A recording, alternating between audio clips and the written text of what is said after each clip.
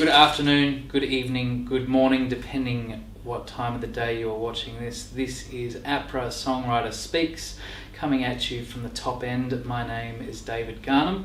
I'd like to acknowledge that we're coming to you from Larrakia country, and we pay our respects to the elders past, present and emerging.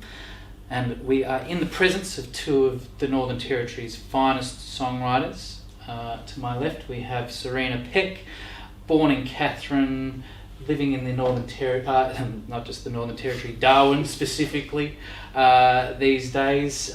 Genre-defying, I think one of the finest voices you'll ever hear, and one of the best songwriters to back that up. Serina, thank you for being here. Thanks.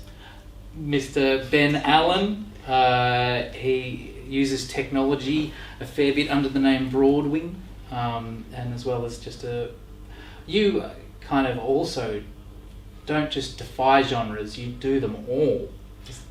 Yeah, some better than others. Yeah, I get bored a lot. But Mr. Ben Allen, living out in Howard Springs in Darwin's rural area. Correct me if I'm wrong, there was an NT Song of the Year a few years back that you actually entered every single genre. No, almost. I didn't do hip-hop and I didn't do heavy, which is probably best for everyone involved, I think. Yeah. They would have been train wrecks, I'd say. So yeah, no, but other than that I did, yeah. Nice. Yeah. So we're here today just to talk about songwriting, the process, what it means to you. I know for some people it's a very personal affair. Other people kind of put their card in and out as if they're going to work 9 to 5. Do you guys see it as a highly personal process, or is it a song to song kind of arrangement for you guys? For me, it's less personal now. I think there's like songs that you write for yourself and there's songs that you write with other people, and they both have different energies and they'll resonate with different people. And I think the more opportunities you have to collaborate really can expand the way you write songs for yourself personally as well. Yeah, I'd agree with that. I've never been very good with the collaboration thing up until fairly recently. I've never done it. It's always been like just something I do by myself in my house. And then that's recently changed where I've opened it up to working with other people, and it's been amazing. And I don't know why I didn't do it earlier. It's great.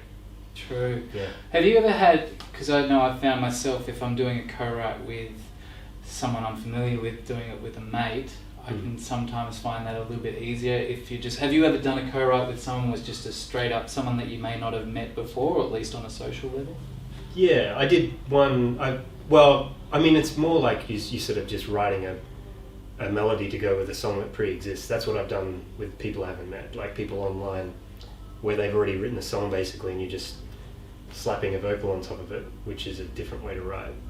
And they're people I'll probably never meet. Which is interesting. But yeah, if it's a proper thing where you're really getting your teeth into the song, and it's always been someone that I've known already, I think. Yeah, for sure. And so Serina, give us a typical process of writing a song for you. Like, does it kind of vary the process, or do you have a fairly stock standard methodology of looking at a song, of creating one? It varies a lot. I started writing when I was super young, and obviously you only have so many experiences in your little teenage mind about what life is.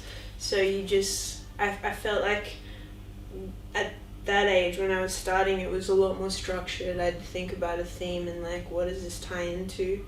But now I can write songs from a more emotional space, which is nice in terms of relating that emotion to the instruments I play as well, or the instruments that other people are bringing in when I do co-writes or something like that. And I think that's something that's missing in a lot of the digital stuff now, that emotion sometimes gets lost in translation. Digital stuff. You do digital stuff. Yeah, amongst other things. Yeah.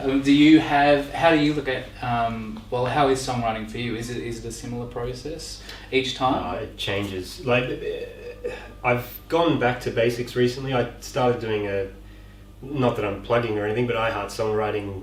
I joined that online community thing for a while last year, and that was a good way to just go back to writing with just an instrument, actually sitting down. And because prior to that, there's been long periods where I've just written chasing sound, like you record me hitting a stick on a fence or something like that, and then take that in and make, so it'll be all sound based.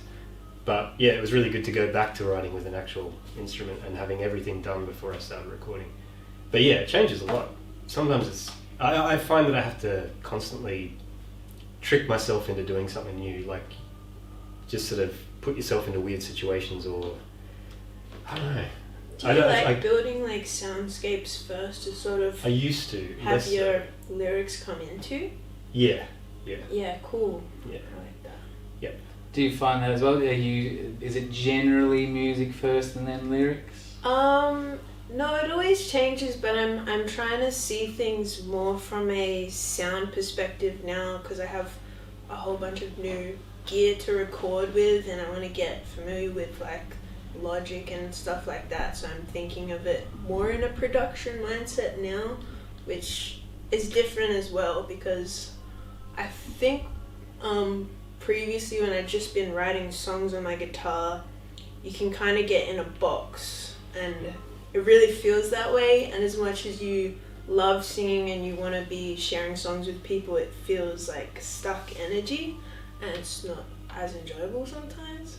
But yeah. Yeah, beautiful. No, I totally agree with that. And I think the other thing I've started doing recently is, so I guess you start off trying to sound like the people that you like.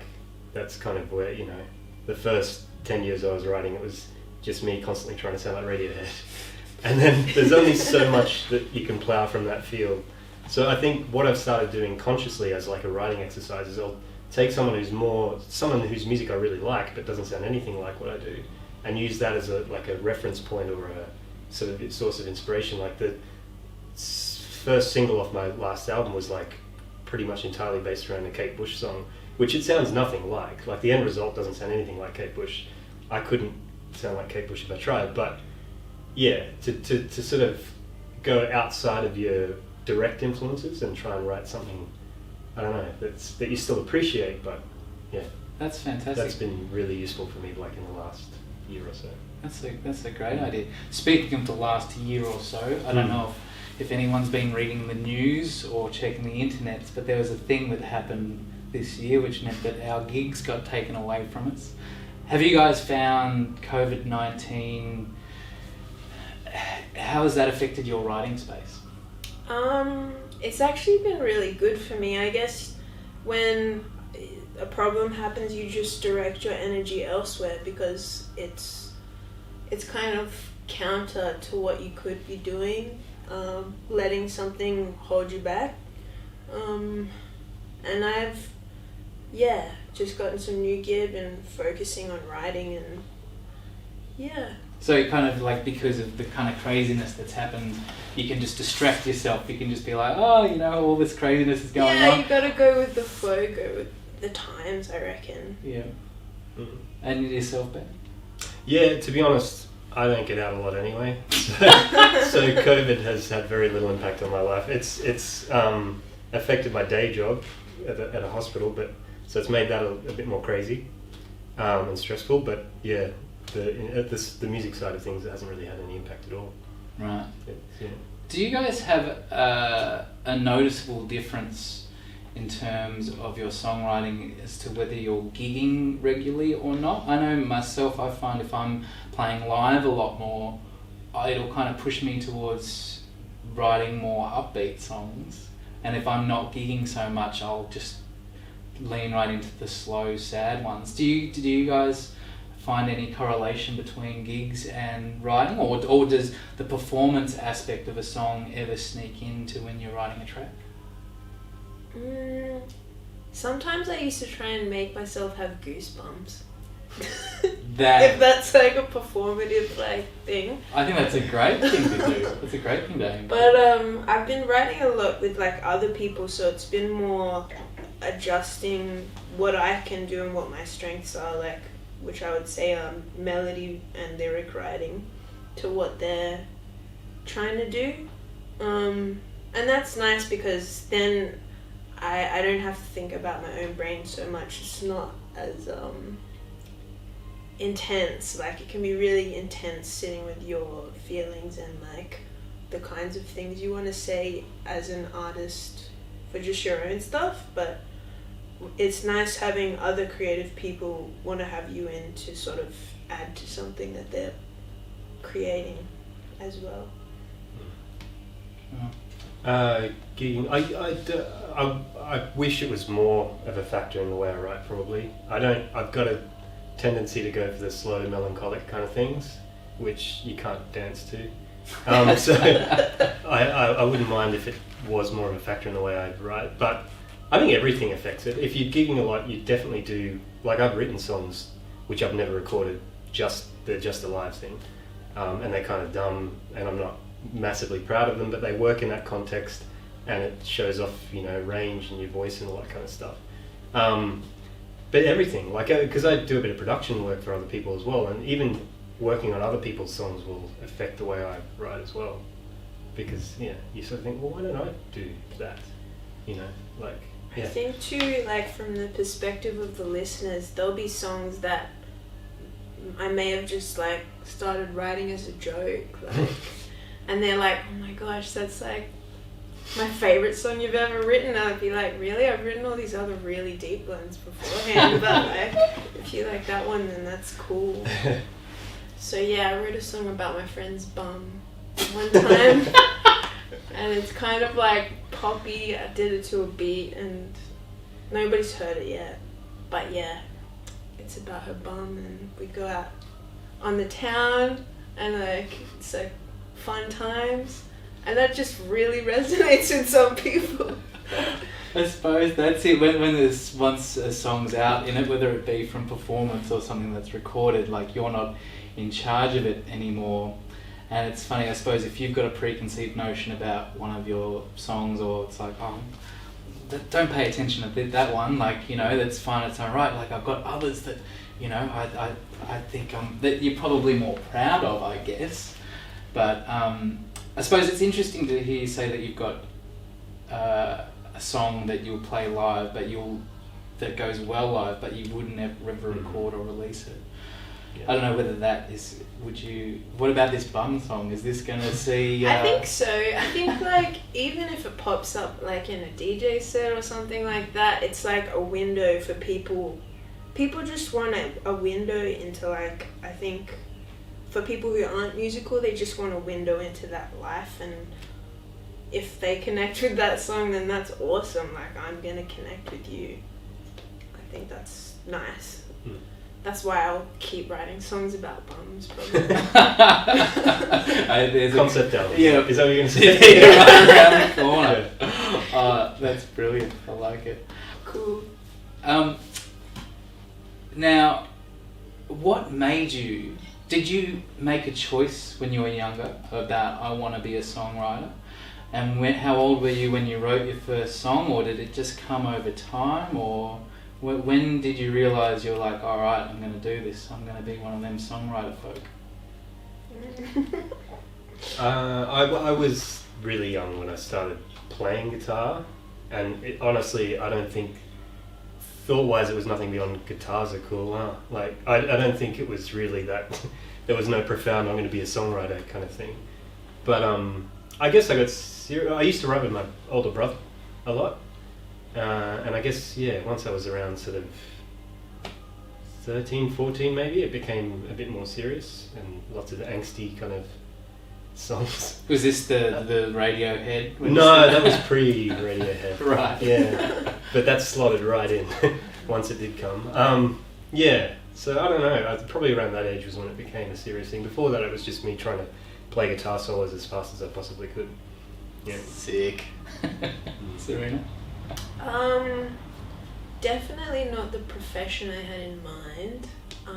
With an Asian parent, it's usually go to university, become a doctor, lawyer, nurse, all of those, and I was not adept at saving anyone's life, so I needed to figure out the music thing, and I guess the first time I sort of looked at music differently was when Music and Tea had some workshops in Catherine, and there was a few people that came, but I went to their jam night and then they offered me a support slot, and that was my first paid gig where I was like, wow, you can make money from things like this. Yeah, right. And then I just sort of kept doing it, but I'd always had an interest in music, singing, and then I learnt some basic chords from this old cat at my primary school. He had a big cowboy hat, and he just like taught me an A and D chord, and I like played them till my fingers split, and then yeah, the rest is history. That sounds like a country song right there. Yeah. So when you were saying I guess when you had that first gig and you're like, sweet, I've got my first paid gig, was that straight away a feeling of, right, this now feels like it could be a career, or was there a particular moment where you're like, yeah, this is now my number one focus? It was more like a curiosity, and so from that point I'd been introduced, and I wanted to get out of Catherine because it's so small and hot. So every opportunity I got when they were doing workshops and stuff, I just came up here to sort of learn and see what people were up to, and like if that was something I was into. But it was never like, okay, you're a songwriter now after this first gig, you know. It was just like a curiosity that I just kept following. No, for sure. And Ben, you were talking before, so you've currently got a day job, a non-musical job. Mm-hmm. Has there been times where you have lived off music exclusively, or it's always been? No, it's always been a side thing because I've got kids and responsibilities. So yeah, it's always been something. I mean, there was a period, I guess that's not true. When I first moved out of my parents' house and moved to Brisbane, there was that's actually a pretty valid point. There was 5 years where I did just live off music in an Irish band, sort of capitalising on the Irish music scene that was popping up in Brisbane at the time.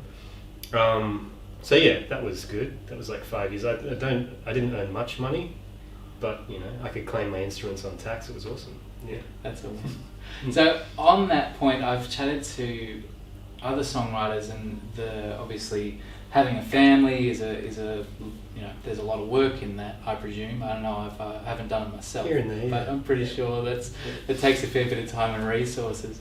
Charles Jenkins told me that actually becoming a parent made him a more efficient writer. So because, as opposed to back in the days, potentially when you're in Brisbane playing in an Irish band, you've got a lot more time for recreation and probably not so much pressure to write. Have you found in the family dynamic that when you have free time, you're straight away, like, is that where you fit in time to write, or is it when the kids have gone to bed, and you just don't sleep? Yeah, I don't sleep at all, really. It is. It's so obviously you can't mic up a noisy guitar amp after the kids have gone to bed. So it's very specific parts of writing music that you can do at that time of night. But that is when I do probably more mixing and working on other people's stuff as well at that time. But yeah, you definitely do become way more efficient, and yeah, that's where sort of songwriter exercises where you just give yourself an hour to get whatever you can get done in that chunk of time. Yeah, it stemmed off on a whole bunch of things. I started trying to do songs, record everything within 24 hours for that song as well, and that's all just because I don't have time. So I just want to sleep for a day and then just stay up all night working on it. And, yeah, that is hectic. Yeah, but it's good. I mean, I think that point when you first write a song is when you have the clearest sort of picture of what it is in your head, and then you just water it down after that. So if you get it all done in 24 hours, then that's you're interesting. not second-guessing yourself. So do you not so much because I know myself, sometimes I can have songs that won't be finished for years. Yeah. Like there's some magical songs that are done in 20 minutes, but some. So are you saying that... They can all be like that, Dave. You don't have to torture yourself. They can, but I guess with your current writing format, you're like, no, it's the iron. I still do it both ways. I've still got things on my hard drives that are the original date created is 2015 or whatever. True. But a lot of the time they'll just die on the vine. I don't actually end up doing anything with them. So this way you don't give yourself that opportunity. You just, it's like, okay, just do it. Yeah. And I think, I still give myself time to mix it later and put all the little eyebrows on it. But apart from that, it's just, get everything done as quickly as you can. It works for me, I don't know. Mm. Yeah. So, Serina, what's the life cycle of a songwriting? Like, do you have some that are done pretty quick and some that stick definitely around? some that just stick around. Even thinking of the first song that I wrote, it was just lyrics, very religious, and I don't see myself necessarily. I could produce that up if I wanted to. It's just there, but it's kind of like a feeling that you keep following.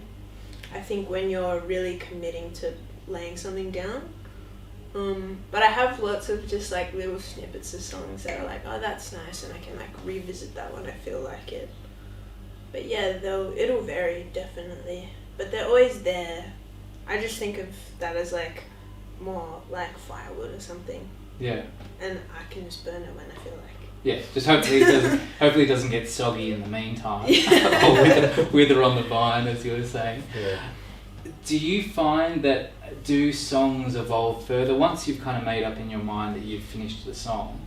Will you ever have it that a song might eventually change after years of playing live, or once you've got it, it's kind of set and that's how you see it?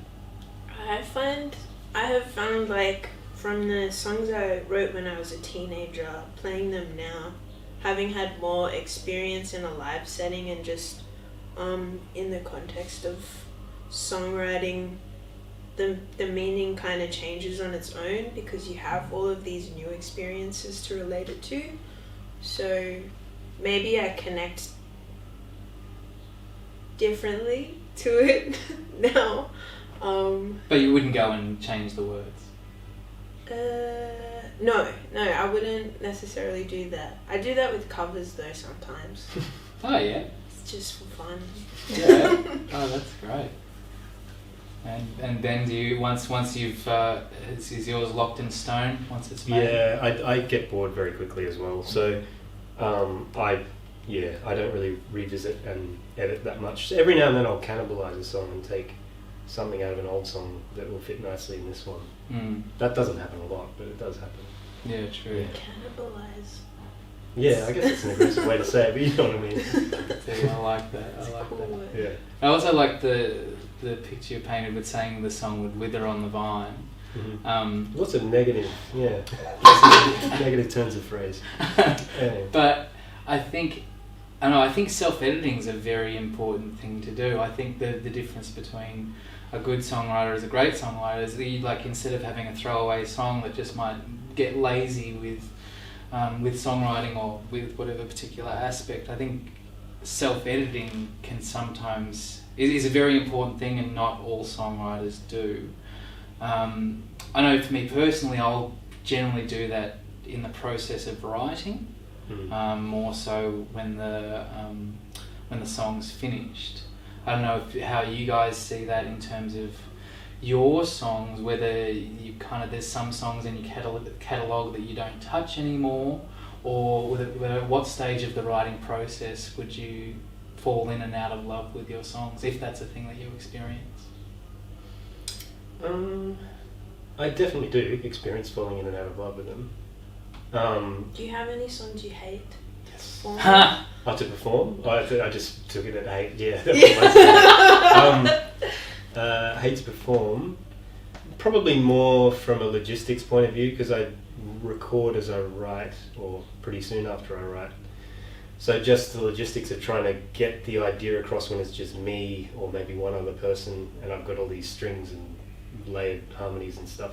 So in my head it's like this big thing, and then it sounds very small when it's just me playing a guitar and singing or something. Yeah.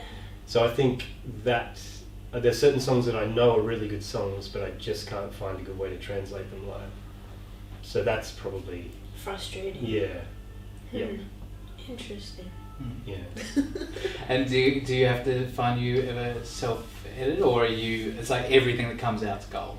Probably not everything, but yeah, like I said, it's just more in the bank, and like, and then you deposit it out when you want to put it in something else, I guess.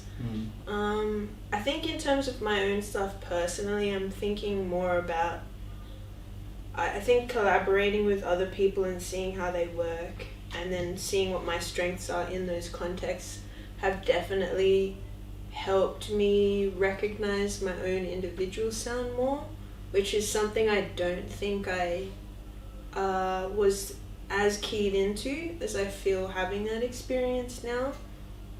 But I know that there's like sounds that I'm going for, whereas I would just be like, oh yeah, this is a nice song, like I wrote another nice song, but now it feels a little bit more patient in terms of my own writing. Patience, very important, and it can be a hard thing to have in life in general, let alone in the music industry. Now, Serina, obviously you're still, time is on your side, you're full of youthful exuberance, but of course you started writing songs so young. Is there any advice that you wish you'd received, or in fact if there was any advice that you received as a young artist that you'd like to share? I think one of the best things I've learned in the past few years is like to not be too precious about it, and be very open to like collaborating, even if at first you're like treating your songs like they're your babies. The whole goal of it is that you and another creative person are coming together, and you might create something that's even better than what you would have done originally yourself. And also, I think like being okay with writing dumb songs as well, like just stupid songs, so you have the fun. Like, because I think the reason I started doing more things with other people was that writing by myself felt very constricted, and so if you can break out of that, I think that's always going to be a plus. Yeah, right. So by the sense of things, you've been doing quite a lot of collaboration.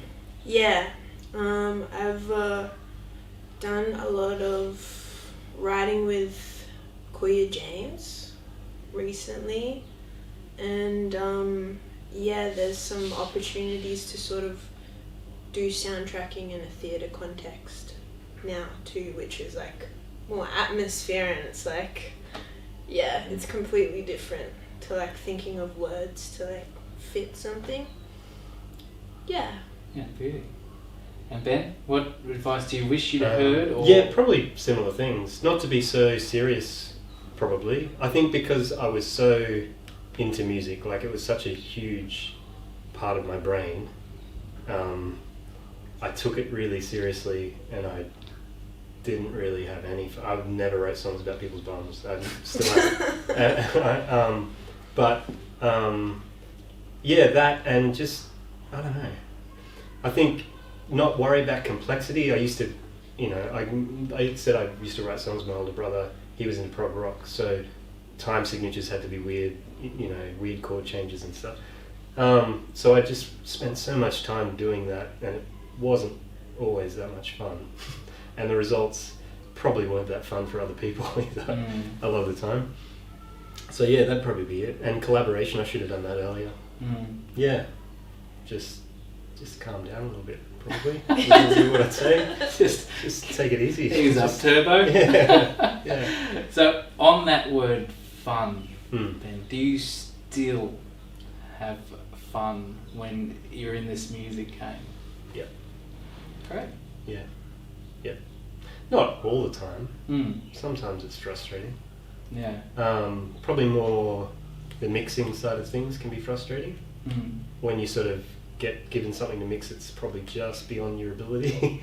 Those kind of things can be not so much fun. But yeah, I still really, it's one of the best things I do with my time. The joy. You still feel that, Serina? Yeah, I have fun, and like if I get frustrated at logic or something, I just swear at it. I feel better.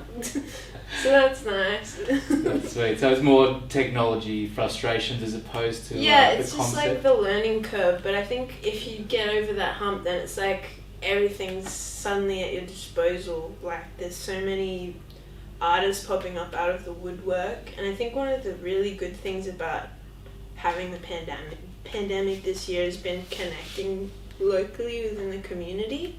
Just like being put in a position where you're in this fishbowl, I guess, and like just chilling with the other fish. I suppose that's it. Like we were all involved with Darwin Festival this year, and of course it was all local artists, and there was such an amazing turnout from Northern Territory punters. So I think there is more of a sense of the local scene, I think, than there was before. Yeah. Do you guys find that on a personal level, anything that's going on with you personally, emotionally, does that come through in the songs that you write, or do you guys keep it all very kind of arm's length? I think undoubtedly it comes out. I don't think it would be possible not to with any. But I don't think explicitly. I've got a real I'm fine with it in other people's songs, but in my songs I hate things being nailed on the head, and just I like obscurity. So I couldn't write a song where it's just like, I'm not going to write a song about male pattern baldness. I'm not going to do that. but sounds like a good challenge. Yeah, but I don't. I think sometimes I've got a tendency to be a little too obscure, and a little bit more directness would be good. But I think definitely, even with all the obscurity and playing with language and stuff, it's definitely still in there. Things that you're going through, or I don't know how it couldn't. I think it would have to. Yeah. Unless we're using songs as a way of distractions and denial about what's going on in our own lives. Even that is that's still playing into it. That's a reaction to it. True. So, yeah. Contextually, I think when it's come to my own personal emotions, especially the heavy ones, it's been a lot harder to cycle through and finish that song, because it's a lot at the time, and then you're constantly singing it, and so it's ruminating. It feels just heavy. But then in another sense, I've also used songwriting as a platform to explore themes that are much darker, like murder and stuff, and see what people feel about that based on what they're hearing in a kind of storytelling way, I guess. So I think it's fun in that sense, but then I know people that just put themselves through chaotic situations constantly, and they're like, okay, I finished another album because I had the worst week of my life, and I'm like, cool, good job. But I think it just depends what works for you at any given time. Sure. Who are your songwriting heroes, or maybe heroes a little bit heavy-handed, but here we are talking about the importance of songwriting, but and then it'd be interesting to know at different stages of your career. I know when I was younger, I think who my favourite songwriters then were much different to what they are now. Can you take us through the journey of your favourite songwriters over the years? I love voices that sound kind of conversational, they could just be talking to you without the music and the frills, because I think the tone of a singer is really important in capturing some of that emotion. So I love the Carpenters, and Frank Sinatra I loved as well growing up. I still love them now, and apparently a lot of Filipinos love the Carpenters. That's a thing. Also the Beach Boys, because of the harmonies, Philos are really into that, which I had no idea. I just love them all. There's something in that. When I was a teenager, I really liked the Strokes as well. I don't know why, but I just liked them. They were cool. Yeah. You wanted to be cool. Yeah, I think I wanted to be Julian Casablancas. Yeah. And current day, as we sit here? It's hard to know what you like now because everything's sort of like mood playlists and like Discover Weekly, like based on algorithms. It's not so much you see a random album in a shop and you're like, oh, the cover of that looks cool, I'm gonna take a risk and like actually see what it's like. It's more like curated now, which is good because a lot of like possibilities have opened up in that, but it's also narrowed it in some ways in terms of other people venturing out of the music they typically listen to. But I've really been into vaporwave recently, which is like very chilled out. Yeah. There you go. And so it's just out of interest. So are you saying, do you listen to less albums these days because of the way that we consume music these days? I think it's kind of been a consequence of the technology, just naturally not sitting in for a whole album, but I'll still personally go and listen to an album if there's been a song that I like or someone's voice that I like. I'll take the time to listen to it because I have the patience to like sit through that, but I don't know so much about the younger generations now. Because they're all into like Fortnite and stuff. Yeah, I wouldn't know. Ben, take us on the journey from the songwriting. Well, I mean, it was the prog rock thing when I was really young, just because that was what my brother listened to. And then I went through a grunge phase, big into that, and then Radiohead for a very long period. And then it's just become more all over the place. Like it's hard because it's not always songwriting. A lot of the time it's production. So I've got a Spotify playlist which is just, I'll hear like something that's like the snare and that is amazing. I need to grab that so I can, dissect it later. So that's may not even be the song itself. It's just something about it that just hits me. And then so I don't know. It's become a lot less. There's definitely still bands. It's the same thing that you're saying. Really, you don't have that thing where an album becomes your life for a year kind of thing. That doesn't so much happen to me anymore. I don't know if it's just old and calloused or if it is just that the way we listen to music's changed. I don't know. It'll be more song based now. It'll be a particular song that gets into my head. But yeah, I don't know. There's not really anything that I've taken a deep dive into for a while. The last thing was probably Grizzly Bear. I discovered Grizzly Bear and just went back and listened to all of that and was like, where was that? Do you find that you listen to more varieties of music now with the technology? Yeah, probably. I think so. Cool. Yeah. That's cool. I like that. Yeah. No, for sure. Now, speaking of which, bringing it back to our own careers. Sure. So, Serina, what's going on with you and like in terms of what you're releasing, in terms of the technologies out there? When you have a collections of songs together, are these being presented as EPs, singles, LPs? And also talk about what we can come to expect in the near future from Serina Pech. I released an EP this year, and I've liked like doing the artworks for that. It's more just like you throw it out there and see what you catch in the net. And yeah, next year I'll be making an album like for April time, and probably doing some more theatre shows and stuff. So I'm like honing in on my production, which is funny you were talking about sounds because I'm like hearing and listening to that a lot more when I'm listening to songs now, which I like because it's like energetic more than like, oh man, those lyrics, they just killed me. Like. And then? Yeah, I put out an album. My first sort of full length thing came out 2019, the end of that.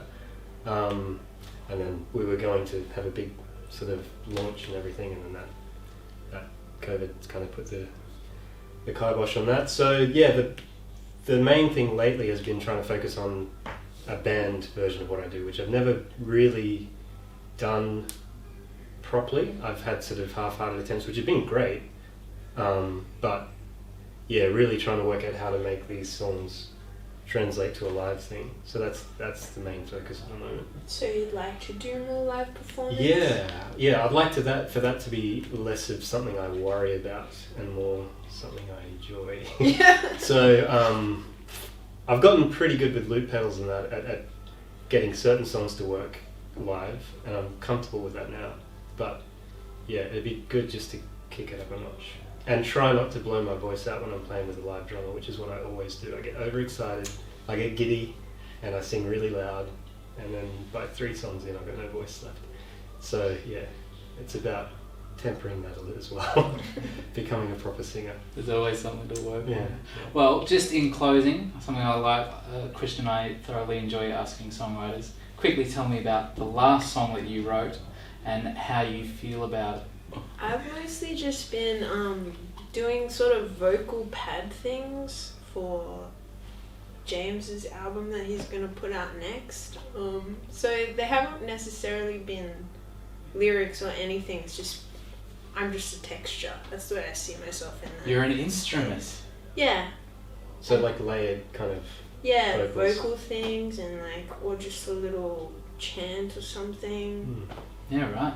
Just get the mood in, which is good, but not so much any of my own writing. I couldn't really say what I've been writing of my own stuff right now. Fair call. Yeah, it's been a bit of a dry period for me too. The last sort of concerted songwriting I did was when I was in the iHeart Songwriting group, and there was one song which I pursued with that, which I'm really happy with. It's not a single. It's one of those melancholy kind of slow things, but it's good. And I wouldn't have probably written it if it weren't for the structure of the iHeart thing, because you're given sort of tasks and stuff. So yeah, it doesn't sound, even though it's slow and melancholic, it doesn't sound like everything I do. It's new. It's good. I actually thought of the last song that I completed of my own, and it's a song called Gravedigger, and it's about a guy that steals from people's graves to make money. Cool. I So, like it. We'll see how that one goes. Wow. I look forward to hearing it and all future music from Serina Pech, Ben Allen. Likewise. I hope you've all picked up something worthwhile, or at least had a good time. I know we have, but from APRA Songwriter Speaks. Enjoy. Thanks. Cheers.